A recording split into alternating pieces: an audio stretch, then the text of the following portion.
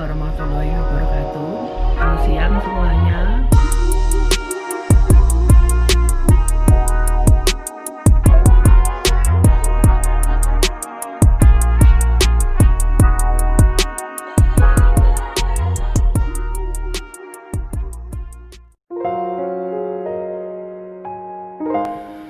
Assalamualaikum warahmatullahi wabarakatuh. Ini pertemuan yang kedua setelah UTS ya, ekonomi publik. Beberapa pandangan tentang peran pemerintah dalam perekonomian. Nah, kita belajar dari sejarah dunia.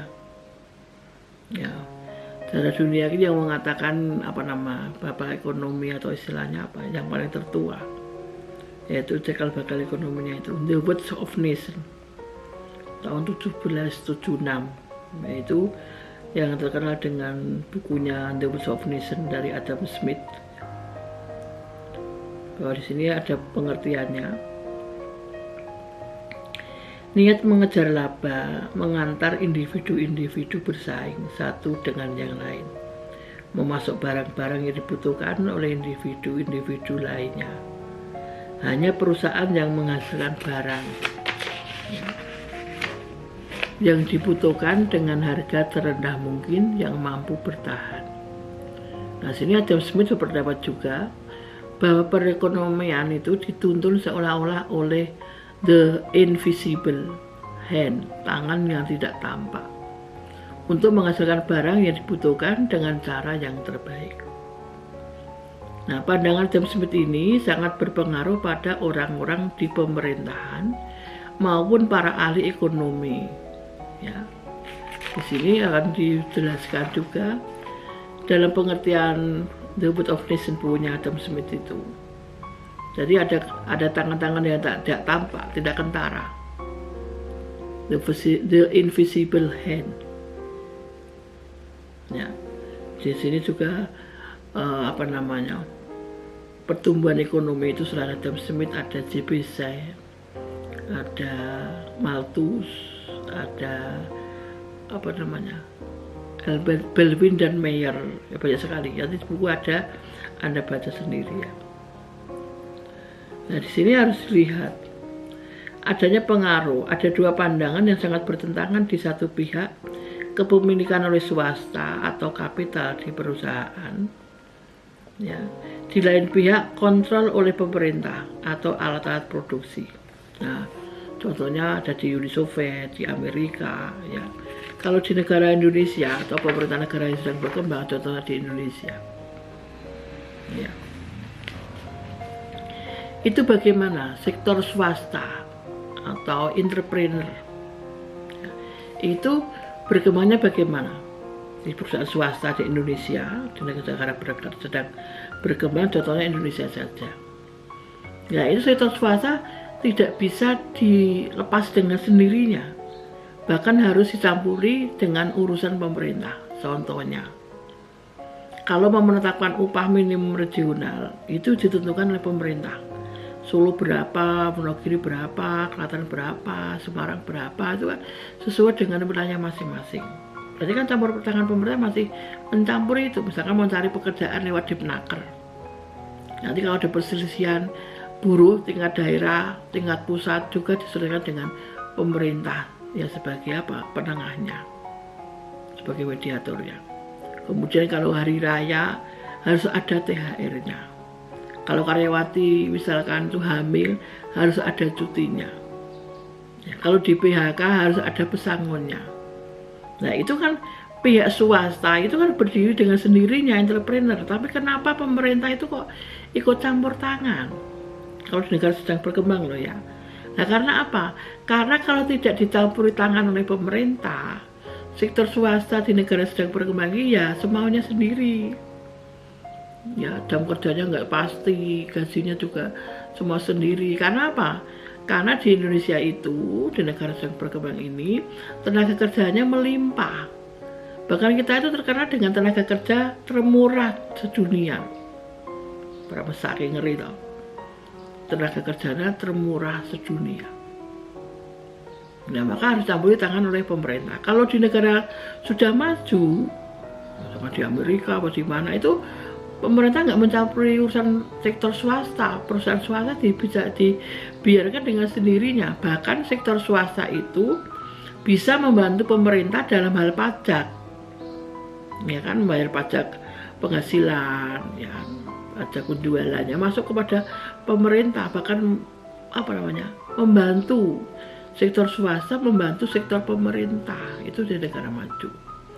Negara maju itu nggak ada yang pengen jadi pegawai pemerintah arang-arang. Misalkan di parlementer, kemudian di sektor-sektor negeri itu jarang-jarang. Misalkan ikut ABRI, parlementer, seperti itu. Ya. Yang lainnya itu apa? Yang lainnya juga bekerja di perusahaan swasta itu jarang-jarang yang mau, karena negara maju itu tenaga kerjanya lain dengan negara yang sedang berkembang. Skillnya sudah tinggi, tingkat pendidikannya juga sudah bagus. Maka biasanya dia apa? Inovating. Ya. Pengen usaha sendiri di rumah. Negara Cina, negara Jepang sana tuh industri rumah tangganya itu apa? Sepeda motor, TV, kulkas, handphone, apa sendiri. Ya, tapi kalau di negara Indonesia apa? Industrinya kacang goreng, banyak goreng, tempe keripik, mie teh, aja begitu kan. Banyak hal-hal yang masih sebagai komoditinya seperti itu. Jadi lain. Nah, maka di sini jelas berbeda. Mengenai tingkat pertumbuhan ekonominya juga berbeda. Negara kita sudah terkenal negara semua penduduknya banyak, paling banyak. Jumlah tenaga kerjanya termurah di dunia. Skillnya, keahliannya kurang, tingkat pendidikannya juga kurang, tidak memadai. Maka masalah yang sampai dari merdeka sampai sekarang itu apa? Tenaga kerja dan skill, kapital, ya, dan sumber daya alam. Sebenarnya tenaga kerja yang melimah itu merupakan investasi manusia, ya. Jadi investasi humannya, manusia kok diinvestasikan? Iya, karena negara maju itu manusianya sedikit. Kalau negara sedang berkembang manusianya banyak. Itu sebetulnya sumber-sumber yang yang dominan oleh negara sedang berkembang. Tapi manusianya banyak itu tidak mempunyai skill yang memadai. Maka kalau mau teknologi inovasi itu mengirim tenaga kita ke sana, nantinya malah nggak balik, atau mendatangkan teknologi dari negara maju diterapkan di Indonesia. Itu toh yang masalah mengenai perkembangan ekonomi itu sudah beda dulu. Kemudian negara sedang berkembang itu juga kaya terhadap sumber daya alam, tapi kenapa nggak bisa mengolah? Ya karena kurangnya skill tenaga kerjanya, ya, kurang teknologinya, dan yang terakhir kurang apa? Kurang modal, kurang kapital. Ya, maka waktu Jokowi dilantik jadi presiden itu, beliau kan langsung lari ke Cina itu mencari investor yang mau membuka usahanya di Indonesia. Ya, biar tenaga kerja di Indonesia kan juga terserap ke sana. Nah, sekarang lihatlah, Pantura sana itu sudah berdiri perusahaan-perusahaan raksasa. Nah, kalau PTS lain itu ada namanya kunjungan industri. Kalau semester 7 itu kunjungan industri. Misalkan kalau ekonomi itu ya OJK di luar kota, di Jakarta atau di mana, di Bursa Efek Jakarta atau Surabaya, di perusahaan-perusahaan manufaktur di Jakarta atau Bandung atau Surabaya sambil piknik. Itu kalau perguruan tinggi yang lainnya. Tapi kita ya belum sampai ke sana. Ya kan, mau bayar kuliah kadang angel kok, tidak mau piknik. Ya itu juga bisa mengerti, oh kayak ngono toh, oh industri kayak gitu toh, harusnya begitu. Kalau di Unisri, di UMS, di mana-mana itu semua PTS itu ada kunjungan industri per tahun. Ya terserah kalau ekonomi di sana, kalau hukum dibawa kemana, kalau jurusan apa sesuai dengan disiplin ilmunya. Kita kan belum ke sana. Kabar sebetulnya Pati itu mengusulkan diberikan di kunjungan industri atau bukan untuk muding mahasiswanya lah prakabutan kena membayar lagi itu apa ya seperti ini. Nah, dari sektor di negara maju dengan negara sedang berkembang itu lain, penduduknya lain, tenaga kerjanya lain, skillnya lain, sumber daya alam lain. Di negara maju itu bahkan sumber daya alamnya tidak melimpah seperti Indonesia, bahkan terbatas atau sedikit.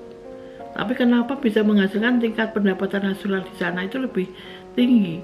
Karena kita tuh bisanya mengekspor ke luar negeri itu bahan-bahan baku saja yang belum bisa diolah. Nah di sana dengan adanya teknologi, adanya skill manusia, adanya akumulasi kapital yang berlimpah, diolah di luar negeri, di negara maju. Kemudian diimpor lagi, dipasarkan ke seluruh dunia. Dalam bentuk nilai harganya sudah dolar, sudah tinggi.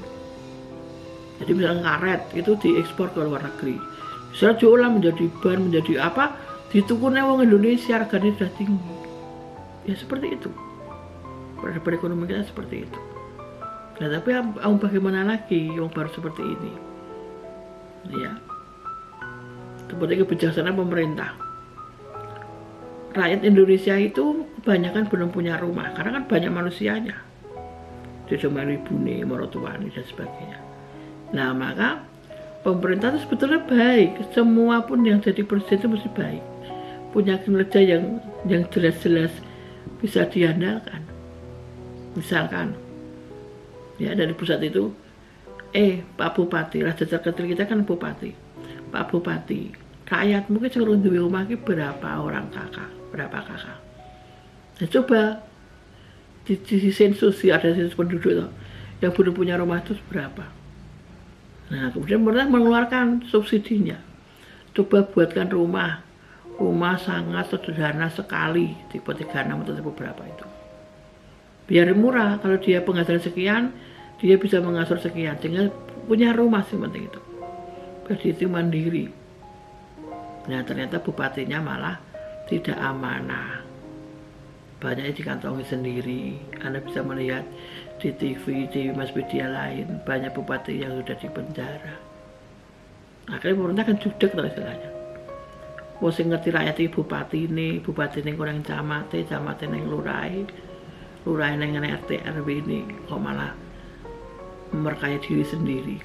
Nah akhirnya pemerintah mulai tahun 98 kalau nggak salah itu membuka dengan sistem perdagangan MEA, masyarakat ekonomi ASEAN, ditawarkan semuanya.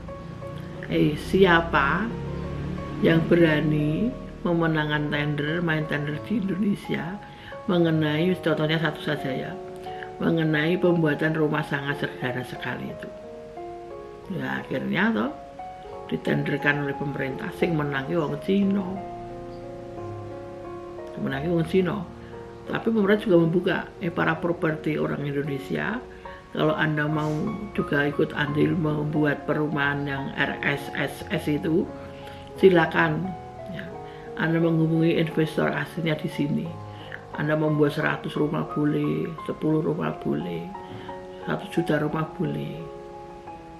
Nah akhirnya gitulah bagaimana, makanya yang bisa main cuma para properti yang sektor swasta di Indonesia. Nah itu pun juga karena main tender sudah dimenangkan orang Cina, ya. Maka bahan bakunya itu bukan dari Indonesia, dari Cina Bu. Iya, tapi bukan dari Cina langsung diimpor ke sini. Cina membuka usaha di Pantura itu. Menggunakan siapa? Tenaga kerja Indonesia. Ya kan? Semuanya lain. Batanya bukan bata lokal Indonesia. Kalau cara pengerjaan juga agak sedikit lain. Karena saya pernah ikut seminarnya properti itu. Jadi gini. Kalau kita kan botol ditumpuk, dikasih semen, diceprot, kemudian nanti diaci, dihaluskan dan sebagainya pakai besi, ya, pakai besi untuk otot-ototnya itu. Ternyata tidak ada alat apa yang warnanya putih, jadi nggak begitu banyak menggunakan semen. dan bukan diceprot di AC seperti itu, membuang waktu. Dia itu ada alat, perusahaan sana itu membuat perusahaan seperti atap apa namanya, modelnya tuh kayak 3 meter per 3 meter itu loh, seperti gipsum, tapi tidak mudah patah. Jadi nanti kalau sudah ditoto, ya kayak botol putih itu, apa senengnya kurang ngerti, itu ditoto, kemudian nanti itu tinggal diplek-plekan gitu. Jadi buat rumah itu paling berapa orang 2 bulan sudah selesai. Maka dia masuk, harganya relatif murah, dia berani. Ya dengan catatan juga menggunakan produk-produk Cina. Nah maka ada pengamat ekonomi yang pro dan kontra dengan kebijakan pemerintah. Halas bukan di Indonesia menyerap tenaga kerja tapi berburu-buru. Lah kita punya buruh. Mau jadi manajer ya bingung. Ada lulusan S2 luar negeri, orang pengalaman. Ya kan? Jadi ahli-ahlinya itu orang Cina. Nah, kemudian bahan bakunya nggak pakai kita, ya piye? Ya gimana kalau kita ya nilainya dihitung sana tuh mahal? Kalau kualitasnya belum tahu, karena ini baru 2 tahun, setahun terakhir ini penyebaran Cina itu. Nah itu, jadi Anda biar punya gambaran. Karena matrikulanya kan sudah di buku sudah ada, biar punya gambaran. Seperti itu. Nah kita baru bagaimana? Sudah termurah di dunia, sudah kaya tenaga kerja, kaya manusia, kaya sumber daya alam, tapi kok tingkat produktivitasnya kok rendah. Nah itu masalahnya, tidak skill, tidak berpendidikan, ya, tidak punya apa namanya, kapital, teknologinya kurang, ya, maka ya seperti itulah kenyataannya, mau diapakan. Nah karena pengamat ekonomi ya termasuk kacamatanya dia bagaimana, mau pro ya boleh, mau kontra ya boleh. Tapi betulnya tujuan pemerintah, kebijakan pemerintah itu siapapun presidennya itu bagus. Ingin apa tujuan pemerintah itu? Ingin mensejahterakan rakyatnya. Rakyatnya itu bukan di Indonesia, bukan di Solo, bukan di mana, semua seluruh Indonesia dari Sabang sampai Merauke sana.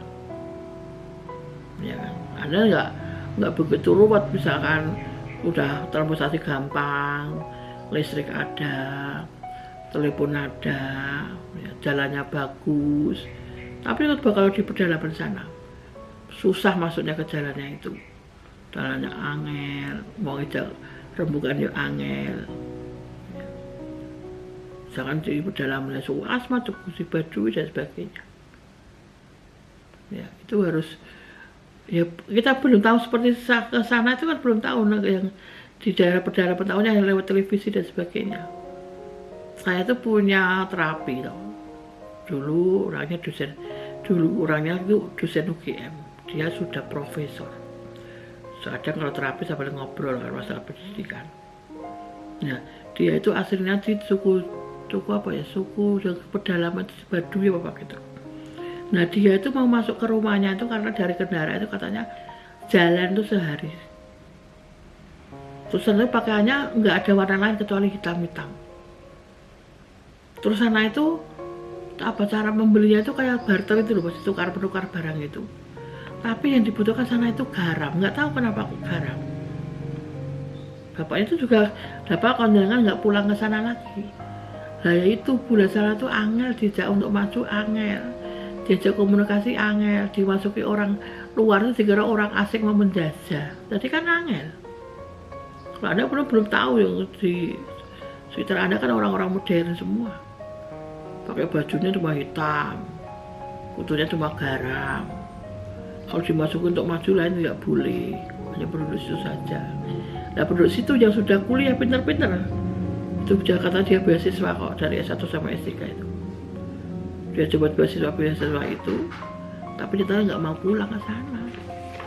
Ya sesuai dengan kriterianya, dia dari dosen di UGM, ada yang dari di Jakarta dan sebagainya. Yang penting itu semua berhasil.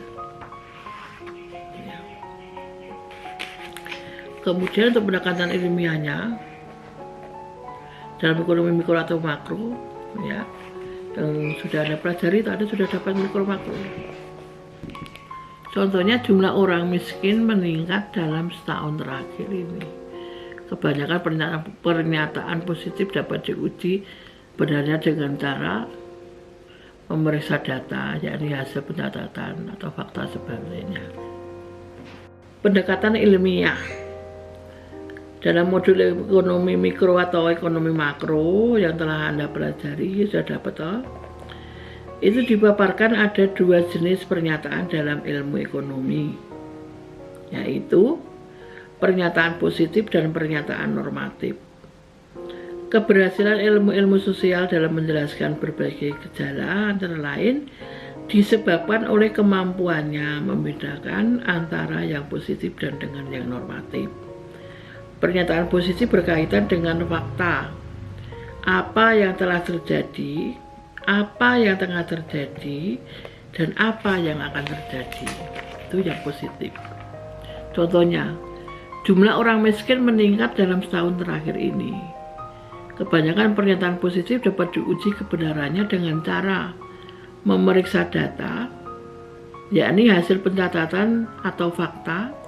Sebaliknya, pernyataan normatif berkaitan dengan harapan atau kepercayaan seseorang atas sesuatu. Contohnya, pemerintah hendaknya tidak membuat kebijakan yang menyebabkan peningkatan jumlah orang miskin.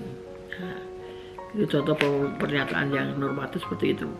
Pemerintah hendaknya tidak membuat kebijakan yang menyebabkan peningkatan jumlah orang miskin. Sebetulnya pemerintah juga nggak mau menciptakan orang-orang miskin, itu nggak mau. Maka kan muncul waktu Presiden Gus Dur ya, itu kan ada otonomi daerah. Nah itu betulnya bagus, maksudnya apa? Suatu daerah yang mempunyai keunggulan ekonomi, itu harusnya masyarakatnya hidupnya lebih baik. Tapi kenapa kok hidupnya malah tidak lebih baik, sedangkan sumber-sumber sektor ekonomi yang dominan itu ada di sana, misalkan tambang batu bara, tambang emas, tambang minyak, tapi kok rakyatnya kok malah miskin. Maka waktu Gus Dur itu menyatakan coba otonomi daerah. Jadi daerah itu punya kekuatan apa, bisa dikerjakan sendiri oleh masyarakatnya atau sedikit bantuan dari pusat, tetapi nanti pendapatannya untuk masyarakat itu sendiri. Jadi biar hidupnya itu lebih makmur lah gitu, lebih baik, tidak miskin. Karena sumber-sumber pendapatannya di sana itu, sumber-sumber ekonominya itu sangat bagus, sangat dominan gitu. Nah, tapi dengan kebijakan Gus Dur itu juga banyak tantangan, ada yang pro dan ada yang kontra. Nyatanya juga banyak sekali, walaupun sudah otonomi daerah tapi nggak bisa apa? Nggak bisa itu memberdayakan ekonominya, itu nggak bisa. Ya, tadi dengan saya jelaskan di depan tadi, ada kurangnya skill, kurangnya kapital, ya, kurangnya teknologi. Nah, maka harus minta bantuan dari pusat. Nah, seperti itu kan sudah dicoba juga. Kan semua pemimpin atau presiden semua baik, betul baik sekali. Ya, kemudian negara Indonesia itu kebanyakan, saya juga belum keliling dunia, ya, kebanyakan itu terdiri dari laut, perairan. Yang daratan itu cuma sedikit, seperberapanya gitu. Katanya sejarah Indonesia loh, sejarah ekonomi Indonesia. Nah, itu sebetulnya kan kekayaan itu ada di laut, ada ikan, ya, ada tur di bawah laut itu juga bisa. Nah, itu kan sangat berguna bagi Indonesia. Kenapa yang diutamakan tuh yang di darat, yang di laut kan tidak. Maka Gus Dur meningkatkan bagaimana peradaban kelautannya.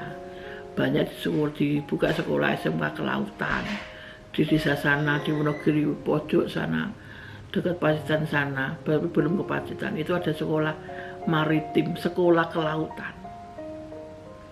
Ya karena apa? Karena yang mau mengutility lautnya itu loh, itu nggak ada. Nah, kita sudah waktu presiden menteri perikanan ya, Susi Pujastuti ya, itu kan banyak kapal-kapal yang nyolong mengenai ikan-ikan kita di laut itu. Beberapa ton, berapa ton yang dicolong itu di lautan itu, ya kan? Kita malah nggak bisa menikmati sendiri, ya kan? Jadi ikan-ikan itu dibuat apa sarden dan sebagainya, dijual lagi ke sini, ya. Di Indonesia dewi nyolong ditungguin dewi, misalkan begitu, ya. Nah nanti itu kan apa nama, maka ada kebijakan tembak di tempat kapalnya itu, sing maling-maling ikan lewat kapal itu. Nah itu ya bagus kebijakannya, karena memang harus lebih keras lagi. Itu kelautan punyaannya Indonesia, tapi kenapa kok dijajah orang, dicolong orang luar. Nah itu enggak, memang banyak sekali dari wujud menyoroti otonomi daerah, menyoroti sektor perikanan dan sebagainya. Nah kemudian Jokowi di era ini mencari investor asing masuk di Pantura sana itu, ya. Nah itu mengenai segi positif dan negatifnya, ya, segi mikro dan makronya seperti itu. Nah ini ada beberapa, ada buka ya di buku, ya. Dari beberapa pernyataan positif dapat ditarik suatu simpulan yang berupa pernyataan positif juga. Proses penyimpulan ini disebut proses deduksi. Deduksi itu apa? Yaitu dari hal-hal yang umum ditarik menjadi hal-hal yang lebih khusus. Contohnya, pernyataan pertama, jika harga BBM naik, maka banyak perusahaan mengurangi jumlah pegawainya. Itu yang deduksi, ya. Pernyataan yang kedua, jika banyak perusahaan yang mengurangi jumlah pegawainya, maka pengangguran meningkat. Ya kan positif tuh, masuk akal kan. Kemudian pernyataan yang ketiga, jika pengangguran meningkat, nah ini, maka jumlah orang miskin meningkat, ya kan? Dari urutan dari atas dulu, Anda pelajari, Anda buka bukumu. Jika harga BBM naik, maka banyak perusahaan mengurangi jumlah pegawainya. Iya, karena kan proses produksi itu menggunakan BBM juga. Nah, jika banyak perusahaan mengurangi jumlah pegawainya, maka pengangguran meningkat, kan banyak yang di PHK. Nah, kalau jika pengangguran meningkat, maka jumlah orang miskin itu akan meningkat. Ada orang nggak kerja mau ngapa? Kan banyak kemiskinan. Atau di bawah garis kemiskinan juga. Nah, maka kesimpulannya, jika harga BBM naik, maka jumlah orang miskin meningkat. Nah, itu adalah proses deduksi yang positif.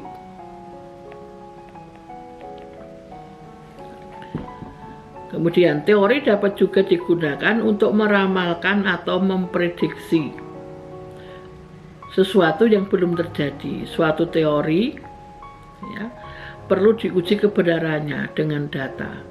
Data dapat diperoleh dari pengamatan, misalnya dari sebuah eksperimen atau survei. Proses pengujian dengan data ini bersifat induktif, ya, ini berdasarkan hal-hal yang khusus, hasil pengamatan terhadap sampel yang ditarik kesimpulan yang bersifat lebih umum. Maka di sini bila data, ya, bila data yang ada tidak bertentangan dengan teori, maka untuk sementara dikatakan bahwa teori tersebut benar. Dikatakan untuk sementara, karena begitu ada data baru yang ternyata bertentangan dengan teori itu, maka dengan sendirinya teori itu menjadi tidak berlaku lagi. Contohnya, kalau besok Anda skripsi itu, ya, kan butuh data, ya. Anda itu bukan menciptakan skripsi yang baru, tidak. Anda itu semester 5 sudah mencari-cari skripsi, bisa datang ke kampus, membaca-baca. Nah, itu merupakan review Anda untuk menulis. Jadi, kenapa tuh Anda membuat judul skripsi ini? Dari ngimpi, dari semedi, kan enggak. Dari review. Reviewnya itu apa? Membaca skripsi yang sudah ada maupun membaca literatur-literatur yang berhubungan dengan skripsi itu. Itu namanya review. Membaca penelitiannya, skripsinya orang lain itu review. Maka bisa juga review dalam penelitian itu harus dicantumkan. Contohnya, Anda tuh senang akuntansi, ya, misalkan mau akuntansi keuangan. Anda mencari skripsi yang berhubungan dengan akuntansi keuangan. Bisa ambil di kampus, bisa di internet, bisa di mana saja, saudaramu, ya, punya suamimu, punya pacarmu, boleh. Nah, setelah Anda membaca itu, Anda kemudian terpancing suatu ide. Kenapa Tosana itu kok guru ngitung likuiditas, solvabilitas misalkan manajemen keuangan? Kenapa nggak ngitung rentabilitas? Nah, Anda mengembangkan dalam skripsi itu, ya.